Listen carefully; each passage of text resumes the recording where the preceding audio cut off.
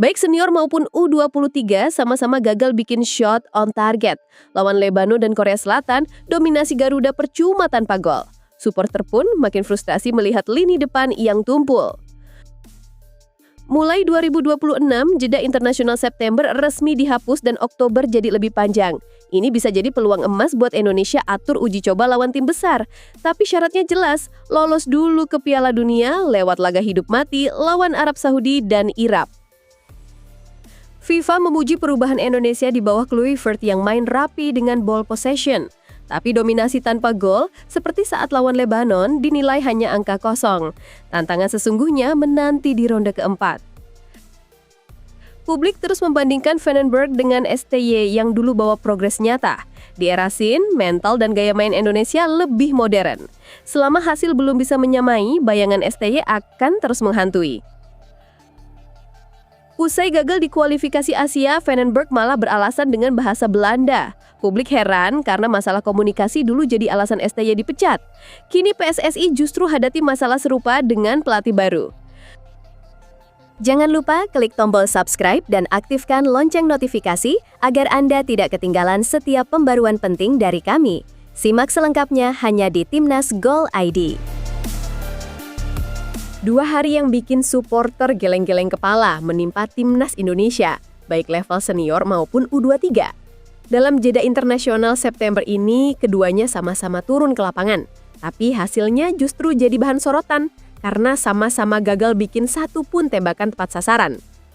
Kisahnya dimulai dari skuad senior asuhan Patrick Kluivert. Mereka sempat tampil meyakinkan saat melibas Taiwan 6 gol tanpa balas. Tapi euforia itu hanya bertahan sebentar. Ketika berhadapan dengan Lebanon, Garuda senior tampil mandul. Meski mendominasi, tak ada satupun yang benar-benar mengarah ke gawang. Kluivert mencoba menjelaskan bahwa Lebanon memang bertahan total sehingga sulit ditembus. Namun tetap saja catatan tanpa shot on target jadi tanda bahaya. Apalagi jika striker andalan, Oleh Romening belum juga pulih, opsi di depan terasa terbatas. Belum habis rasa kecewa, sehari kemudian giliran tim U23 yang bikin publik makin frustasi. Setelah ditahan imbang tanpa gol oleh Laos, pasukan Gerald Vandenberg harus menelan kekalahan 0-1 dari Korea Selatan. Ironisnya, permainan Indonesia sebenarnya cukup dominan dengan 59% penguasaan bola. Dari 7 tembakan yang dilepas, semuanya melenceng dari target. Vandenberg coba membela diri. Ia menyebut anak-anak asuhnya sudah punya 2 atau 3 peluang bagus. Hanya saja eksekusinya tidak maksimal.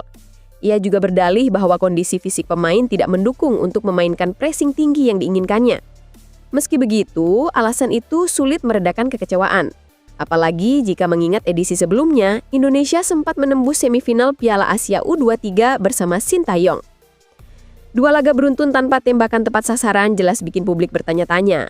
Apakah masalahnya ada di strategi, komposisi pemain, atau justru kualitas finishing yang memang perlu dibenahi? Yang jelas, hasil ini jadi alarm keras bagi PSSI dan pelatih asal Belanda itu. Mulai 2026, FIFA resmi mengutak-atik kalender internasional. Salah satu perubahan paling terasa adalah hilangnya FIFA Matchday bulan September. Selama ini, jeda itu memang sering bikin pusing klub-klub Eropa karena datang terlalu cepat saat liga baru mulai bergulir. Sebagai gantinya, jeda Oktober diperpanjang jadi 16 hari. Artinya, tim nasional bisa main 4 pertandingan penuh dalam satu periode dengan waktu recovery lebih enak. Sementara klub juga tidak terlalu terganggu. Buat timnas Indonesia, aturan baru ini bisa jadi angin segar. Sejak laga bersejarah melawan Argentina pada 2023, Garuda belum lagi berjumpa lawan sekelas tim papan atas dunia. Jadwal yang padat karena kualifikasi Piala Dunia membuat agenda uji coba kelas berat sulit diwujudkan. Tapi setelah Piala Dunia 2026 berakhir, peluang terbuka lebar.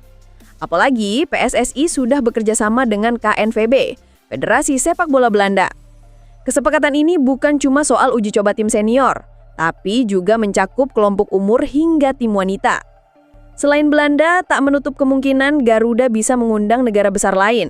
Tentu syaratnya jelas, lolos dulu ke Piala Dunia 2026. 2 laga di Oktober 2025 bakal jadi penentu, menghadapi Arab Saudi, lalu Irak. Menang di 2 pertandingan itu berarti Indonesia memastikan tiket ke putaran final. Persiapan juga sudah serius. Program naturalisasi jalan terus, dengan nama-nama baru seperti Mauro Silstra, Miliano Jonathan, dan Eliano Renders resmi gabung skuad. Kehadiran mereka bikin lini tengah dan serangan makin bervariasi. Kini semua mata tertuju ke dua laga krusial. Jika Garuda bisa menaklukkan Arab Saudi dan Irak, maka bukan cuma jadwal FIFA Matchday yang berubah. Sejarah panjang sepak bola Indonesia juga akan berubah selamanya, karena mimpi tampil di Piala Dunia akhirnya jadi kenyataan. FIFA baru-baru ini menyoroti perubahan besar di timnas Indonesia sejak ditangani Patrick Kluivert. Pelatih asal Belanda itu datang bukan hanya untuk mengganti sosok Sintayong, tapi juga membangun identitas baru Garuda. Filosofi yang ia bawa jelas, permainan berbasis penguasaan bola, rapi dalam membangun serangan, dan disiplin di lini pertahanan. Hasil uji coba memperlihatkan arah itu mulai terlihat. Saat melawan Lebanon, Indonesia mencatat penguasaan bola fantastis sampai 81%. Sayangnya, dominasi itu tidak berbuah manis. Dari 9 tembakan yang dilepaskan, tak satu pun yang tepat sasaran. FIFA langsung menyoroti fakta ini, menyebut bahwa kontrol permainan tanpa hasil konkret hanya akan jadi angka kosong di atas kertas. Kreativitas, variasi operan, dan ketajaman serangan jelas masih jadi PR besar. Namun Kluivert tidak hanya fokus pada serangan, ia juga bereksperimen dengan lini belakang. Kevin Dix, yang biasanya bek kanan, ditarik jadi bek tengah mendampingi J. Ijaz. Komposisi ini ditopang nama-nama berpengalaman seperti Jordi Amat, Justin Hubner, Max Hilger, hingga Rizky Ridho. FIFA menilai kombinasi pemain Eropa dan lokal ini memberi keseimbangan antara pengalaman dan energi muda, sesuatu yang jarang dimiliki Indonesia sebelumnya. Tantangan nyata akan datang pada Oktober 2025. Indonesia dijadwalkan menghadapi Arab Saudi dan Irak di ronde keempat kualifikasi Piala Dunia. Meski begitu, Kluivert tetap optimis. Ia mengaku puas dengan respon cepat para pemain. Menurutnya, mereka bisa beradaptasi dengan gaya main baru lebih cepat dari yang ia bayangkan, bahkan bisa mengeksekusi instruksi dengan fantastis. Bagi Kluivert, hal itu adalah modal terpenting sebelum masuk fase krusial kualifikasi. FIFA pun menutup laporannya dengan catatan penuh harapan. Perjalanan Indonesia menuju 2026 memang masih panjang, tapi pondasi yang sedang dibangun sekarang bisa jadi batu loncatan besar. Nama Sintayong masih saja jadi perbincangan hangat meski ia sudah tak lagi bersama timnas Indonesia. Setiap kali Gerald van den Berg mendampingi Garuda Muda, publik seolah tidak bisa menahan diri untuk membandingkan keduanya. Pengamat sepak bola Wesley Hutagalung menyebut perbandingan ini sah-sah saja. Katanya, normal jika supporter memakai pencapaian lama sebagai tolok ukur harapan baru.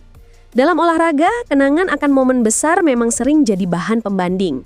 Apalagi, sejak awal, federasi kerap mengumbar janji soal target yang lebih tinggi.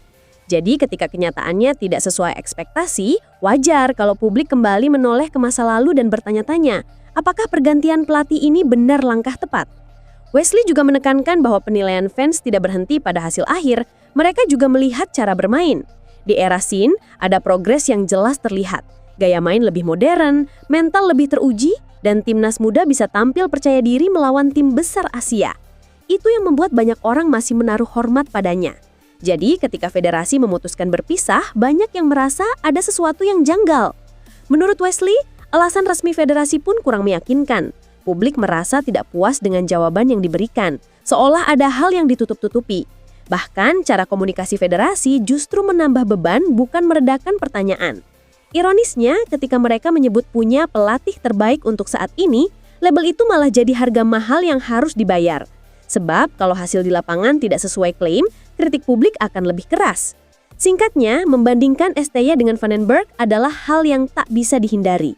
Selama prestasi belum bisa menandingi apa yang sudah dicapai sebelumnya, bayang-bayang Sintayong akan terus menghantui. Kegagalan timnas U23 Indonesia di kualifikasi Piala Asia jadi pukulan telak. Dari situ, PSSI pun punya setumpuk catatan evaluasi yang harus segera dibereskan. Salah satu yang paling banyak disorot tentu saja sosok pelatih kepala, Gerald van den Berg. Ia baru resmi ditunjuk sejak Januari 2025, tapi anehnya baru menggelar latihan perdana pada Juni. Rekam jejaknya pun dipertanyakan. Sebelum datang ke Indonesia, pria 61 tahun itu lebih sering jadi asisten pelatih teknik di Belanda. Catatan terakhirnya sebagai pelatih kepala, bahkan sudah lama sekali, tepatnya tahun 2008. Masalah makin jelas terlihat di ajang kualifikasi. Pada laga pembuka melawan Laos, Vandenberg memilih menjelaskan kekecewaannya dengan bahasa Belanda. Keputusan itu langsung jadi bahan perbincangan, karena mayoritas pemain maupun media lokal jelas tidak paham. Kondisi semakin runyam setelah Indonesia kalah 0-1 dari Korea Selatan. Lagi-lagi Vandenberg berbicara dengan bahasa Belanda, kali ini ditemani penerjemah Matthias Ibo. Ia mencoba menjelaskan bahwa tim sebenarnya sudah melakukan banyak hal, hanya saja fisik pemain tidak mendukung karena jarang mendapat menit bermain di kompetisi. Publik jadi teringat pada alasan pemecatan Sintayong sebelumnya. Salah satu poin yang ditegaskan PSSI saat itu adalah masalah komunikasi, karena Sin hanya menguasai bahasa Korea. Ironisnya, Vandenberg justru menghadirkan masalah serupa. Bedanya, kini bahasa Belanda yang dipilih, bukannya bahasa internasional seperti Inggris. Alhasil, yang muncul di benak banyak orang adalah pertanyaan besar. Kalau kendala komunikasi jadi alasan Sin harus angkat kaki, kenapa sekarang PSSI menghadapi hal yang sama dengan Vandenberg? Evaluasi ini jelas bukan sekadar soal hasil di lapangan, tapi juga soal bagaimana pelatih bisa menyampaikan visi dan strategi dengan jelas kepada pemain.